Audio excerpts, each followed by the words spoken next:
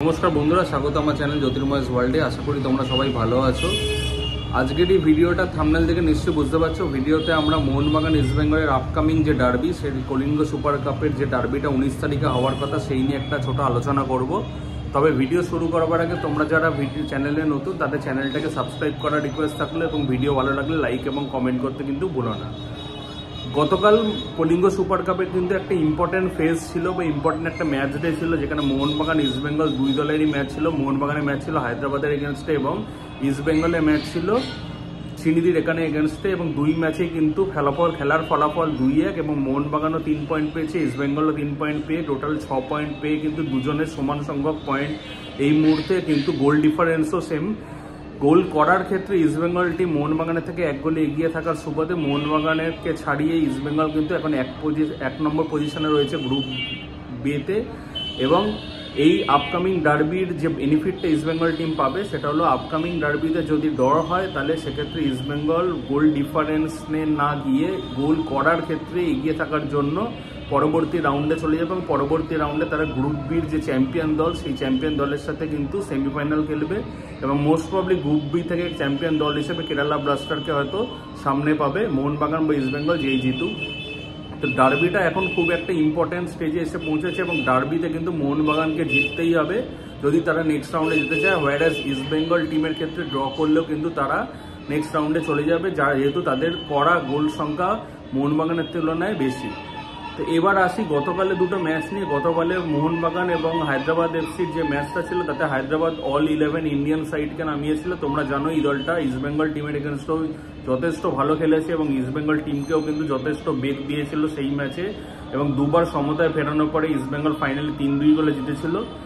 এই গতকালের মোহনবাগানের ম্যাচটাও কিন্তু তার কোনো ব্যতিক্রম ছিল না। মোহনবাগানের ডিফেন্স এবং মাঝমাঠের যে অবস্থা সেটা তোমরা সবাই লক্ষ্য করেছো। ম্যাচের 7 মিনিটের মাথায় ব্র্যান্ডন হ্যামিলের একটা ব্যাক পাস যখন সে গোলকিপারকে করে, তখন গোলকিপার হাতে বলটা রিসিভ করার জন্য কিন্তু বলটা হাত থেকে তার পোস্টে যায়, এবং হায়দ্রাবাদ এফসির প্লেয়ার বলটাকে ফলো করে কিন্তু জালে জড়িয়ে দিয়ে ম্যাচের ফলাফল 1-0 করে দেয়।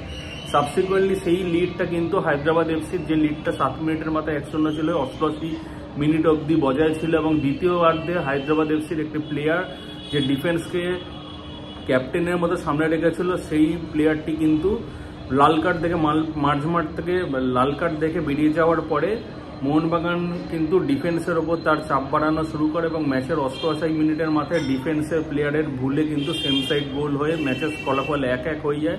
তারপরে মোহনবাগান ধারে ভারে কিন্তু আরও হায়দ্রাবাদ এফসি গোল লক্ষ্য করে আরও কতগুলো শট নেয়, এবং সাবসিকুয়েন্টলি হুগো বুমোসে বক্সের মধ্যে ট্যাকেল করে ফেলে দেওয়ার জন্য মোহনবাগানকে রেফারি কিন্তু একটা পেনাল্টি অ্যাওয়ার্ড করে, এবং সেই পেনাল্টি থেকে ডিমি পেট্রাটোস গোল স্কোর করে ম্যাচে ফলাফল 2-1 করে, এবং সাবসিকুয়েন্টলি সেটাই ছিল ফাইনাল স্কোর। তবে এই পেনাল্টির ক্ষেত্রে যেটা বলা, যে হায়দ্রাবাদ এফসির গোলকিপার কাট্টিমানি কিন্তু পুরো ম্যাচে কিন্তু যথেষ্ট ভালো খেলেছে, এবং অসাধারণ কতগুলো সেভ, ইনক্লুডিং ডিমি পেট্রাটোসের একটা ফ্রি কিক কিন্তু আটকে দিয়েছে একার ক্ষমতায়। যদি গোল পোস্টের নিচে বা 3 কাঠির নিচে যদি সেই রকম কাট্টিমানির মতো গোলকিপার না থাকতো, তাহলে কিন্তু মোহনবাগানের গোল সংখ্যা কিন্তু আরও বাড়তে পারত।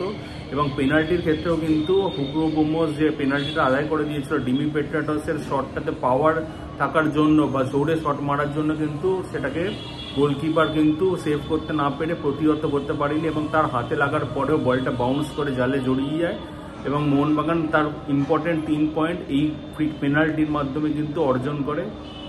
ম্যাচের ফলাফল 2-1। এবং দ্বিতীয়ার্ধে আমরা দেখি ইস্টবেঙ্গলের খেলা, ইস্টবেঙ্গল এবং শ্রীনিধি ডেকান একটা আই লিগের টিম, এবং অবভিয়াসলি একটা বেটার টিম, এবং ইস্টবেঙ্গল কিন্তু পজিটিভভাবে খেলাটা শুরু করে, এবং ম্যাচের 7 মিনিটের মাথায় হিজাজি মেয়ারের একটা দূরপাল্লার হেড থেকে বলটা গোলে গিয়ে ইস্টবেঙ্গলকে 1-0 গোলে এগিয়ে দেয়, এবং তার কিছুক্ষণ পরে 23 মিনিটের মাথায় ইস্টবেঙ্গলের প্লেয়ার সিভাইডও কিন্তু দ্বিতীয় গোল করে, একটা বিশ্বমানের গোল। যদিও একটা ডিফ্লেকশন হয়, শ্রীনিধির প্লেয়ারের গায়ে লেগে বলটা একটু জাম্প করে, এবং জাম্প করার পরে গোলকিপারের কিছু করার ছিল না, ম্যাচের ফলাফল 2 হয়।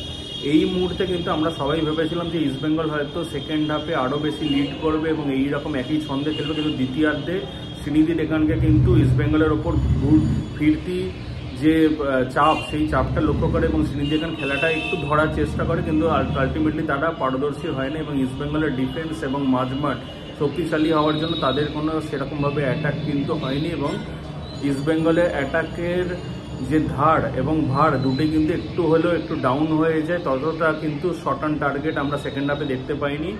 এবং ম্যাচের 88 মিনিটের মাথায় ইস্টবেঙ্গলের একটা করা ট্যাকেলের জবাবে শ্রীনিধি ডেকানকে পেনাল্টি অ্যাওয়ার্ড করা এবং সেই পেনাল্টি থেকে উইলিয়ামস কিন্তু গোল করে ম্যাচের ফলাফল 2-1 করে দেয় এবং সেটাই ফাইনাল স্কোর হয়ে যায়। এবং ম্যাচের 90 মিনিটের পর ইস্টবেঙ্গল জয়লাভ করে 2-1 গোলে এবং পুরো 3 পয়েন্ট পায়। তো এই মুহূর্তে দুটো টিমের পয়েন্ট সংখ্যাও কিন্তু সেম এবং দুটো টিম কিন্তু 6 পয়েন্ট এবং সেম গোল ডিফারেন্সে থাকলেও ইস্টবেঙ্গল যেহেতু মোহনবাগানের তুলনায় বেশি গোল করেছে, অতএব সেক্ষেত্রে ইস্টবেঙ্গল পোল পজিশন বা 1 নম্বর পজিশনে থেকে কিন্তু ডার্বিটা শুরু করছে। এবার এই ডার্বিটা কেন ইম্পর্টেন্ট, তার কারণ হচ্ছে যে এটা 2024-এর প্রথম ডার্বি। এই ডার্বিতে যে জয়লাভ করবে সে কিন্তু সেমিফাইনাল পৌঁছে যাবে এবং এএফসি কাপে আপকামিং এএফসি যে চ্যাম্পিয়ন্স লিগ 2 হবে তাতে কিন্তু একটা পজিশন নেওয়ার ক্ষেত্রে এক ধাপ এগিয়ে যাবে এবং তার কিন্তু আর একটা ম্যাচ বা ফাইনাল কিন্তু বাকি থাকবে। যদি তারা সেমিফাইনাল জিততে পারে তো অবভিয়াসলি এই ডার্বিটা একটা ইম্পর্টেন্ট ডার্বি। এবং দ্বিতীয় যে জিনিসটা সেটা হলো যে আইএসএল শুরু হওয়ার আগে কিন্তু এটা কিন্তু লাস্ট একটা মিল মোহন এবং ইস্টবেঙ্গলের দুটো দলের ক্ষেত্রে, এবং এরপরে আইএসএল এর ম্যাচটাও কিন্তু ডার্বি দিয়ে শুরু হবে এবং আইএসএল এ আরও দুটো ডার্বি পেন্ডিং।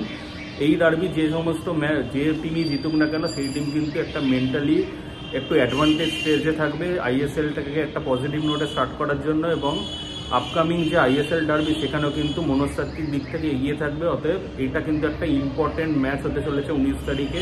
আমরা অ্যাজ আ সাপোর্টার কিন্তু সবাই চ্যান্ট করবো বা সাপোর্ট করবো আমাদের প্রিয় দলের এগেনস্টে। তোমরাও কিন্তু অবশ্যই এই ম্যাচটা এনজয় করো লাইভ স্ট্রিমের মাধ্যমে জিও সিনেমা। এই অতএব আইএসএল এর আগে কিন্তু এই লাস্ট কলিঙ্গ সুপার কাপের ডার্বিটা কিন্তু ইম্পর্টেন্ট ম্যাচ হতে চলেছে, এটা তোমাদের সাথে ডিসকাস করলাম। এবং এই সংক্রান্ত আরও আপডেট যেগুলো ভবিষ্যতে ভেসে আসবে সেগুলো তোমাদের সাথে শেয়ার করব। কি দল থাকতে পারে, কি ফরমেশনে খেলতে পারে বা ইম্পর্টেন্ট কি স্ট্র্যাটেজি নিতে পারে সেই নিয়ে তোমাদের সাথে কমপ্লিট ডিসকাশন থাকবে। তো ভিডিওটা আজকে এই অবধি। তোমরা যারা চ্যানেল নতুন তাদেরকে রিকোয়েস্ট করছি চ্যানেলটাকে সাবস্ক্রাইব করার জন্য। ভিডিও ভালো লাগলে লাইক এবং কমেন্ট করো। আর ততক্ষণের জন্য টাটা এবং বাই।